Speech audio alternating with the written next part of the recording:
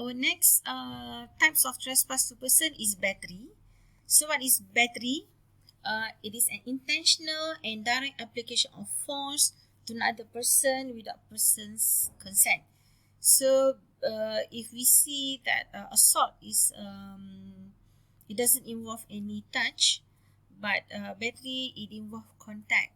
So basically, battery is committed by intentionally bringing about a harmful or offensive contact with the person of another. So basically, um, the touching need not necessarily involve violence.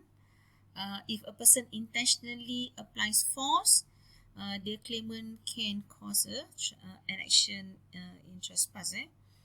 Now, if a person does not inflict injury intentionally, but unintentionally, the claimant can only claim for negligence. Okay. Now, look at this from the video. I just like to show this is what battery means. Okay.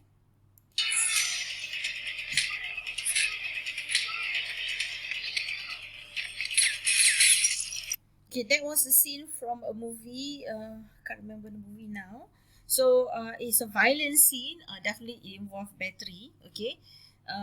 Look at this case. Lita and Cooper, it says that in the thought of trespass, there must exist intention. Okay. If defendants careless, they would lie. The action would lie in negligence. So, what you see in that movie just now, seen in the movie, it is a battery. Okay. Just like assault, you need if you are the plaintiff, you also need to prove elements of battery. Okay. How many elements are there? There are 4 elements that you need to prove. So the first one, intention of the defendant to apply force. Okay. Second one, the act was under defendant's control. Okay. You see those two people, they are fighting. Whatever their act is within their own control. And then there was contact, there was application of force, and of course it was without plaintiff consent. So it was done without the plaintiff consent. So we look at the first element, intention of the defendant to apply force. Now it says touching a person without consent has been regarded as sufficient battery even though without actual physical harm. So this is where it corresponds from the earlier statement made that it does not necessarily involve violence. So even if you touch it is actually a battery. So the leads in the case of Cole and Turner, Chief Justice Holt says that the least touching of a person in anger is a battery. Okay. When you apply force, okay, we're talking about intention. Look at this case. Scott and Shepard reported in 1773 lighted squib. Squib as in firecrackers. Okay. Please make sure you spell it correctly. SQUIB. Squib was thrown by defendant into an open area. It was a market area. So A pick up the squib and then throw upon B, and then B pick it up. B knew that it was a squib and threw it away. Somehow or other, the squib hit the plaintiff and it burst into flame. So defendant throw and then to A pick it up and then throw to B, and then B pick it up, throw towards C, which is the plaintiff, and then it burst into flame. So court held that defendant was liable with the thought of a trespass to person, although his initial gesture did not directly affect the plaintiff. Okay.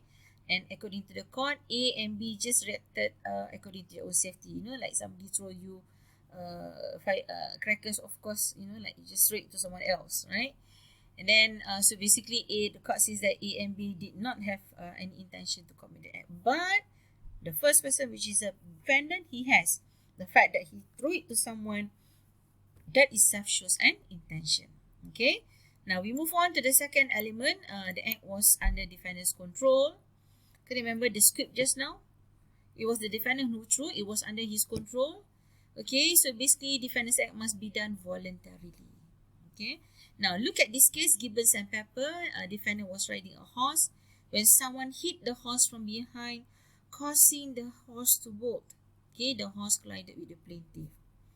Now, in action against defendant, the court found that defendant was not liable, okay, because the incidence of the horse bolting and colliding was outside his control.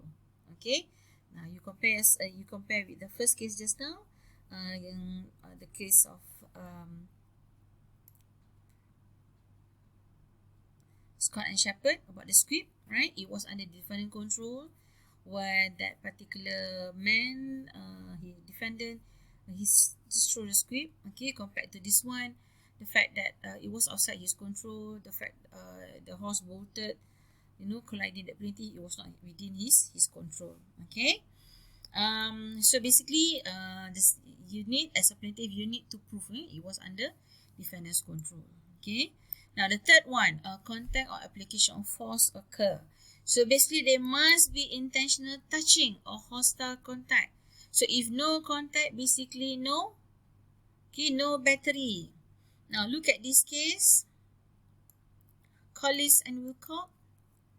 Okay, woman police officer suspecting another woman soliciting contrary to the Street Offences Act 1959. So basically, the police officer tried to stop her and question her, but that woman just walked away. So what happened was this police officer took the woman's arm in order to restrain her. So the woman scratched the officer's arm. So the police arrested her and charged with assaulting of an officer in the execution of duty and convicted. So on appeal, the court allowed on the ground that officer had gone beyond her duty in detaining the woman in circumstances short of arresting. So basically, the police officer shouldn't do that. The police officer shouldn't took by the arm unless she intended to arrest her. So basically, in this case, officer has committed battery. Okay, that is the third element on the contact or application of force occurs. Now, on the last element, which you need to prove, okay, without plaintiff consent. So basically, one cannot touch another without his consent or some lawful justification. So look at the statement here. However, there are touching where it is presumed implied consent, such as tapping someone's shoulder to get his attention, or somehow or other you touching while queuing on the bus, that kind of thing. That is basically is justifiable. Okay. Now look at this case, Nash and Shin. Okay, this plaintiff went to a hairdressing salon where this particular defendant he used tone rings without first obtaining the plaintiff consent. So, and then later, plaintiff developed some skin complexion due to adverse reaction to the tone rings. Court held that consent given by plaintiff does not include the tone rings. So battery was established. Same thing. If you look at another case, Tiong Pik Hyong and Wong Siu Gyu, defendant was found liable in a battery for scratching the plaintiff face and hitting the plaintiff face as well because of her jealousy of the plaintiff friendship with her husband. Okay, so now can we see the differences between assault and battery? So assault is the issue of consent does not arise, but for battery, the defendant's act is done without the plaintiff consent. So on the assault, plaintiff experiences reasonable apprehension, thinking that some force might be done upon him.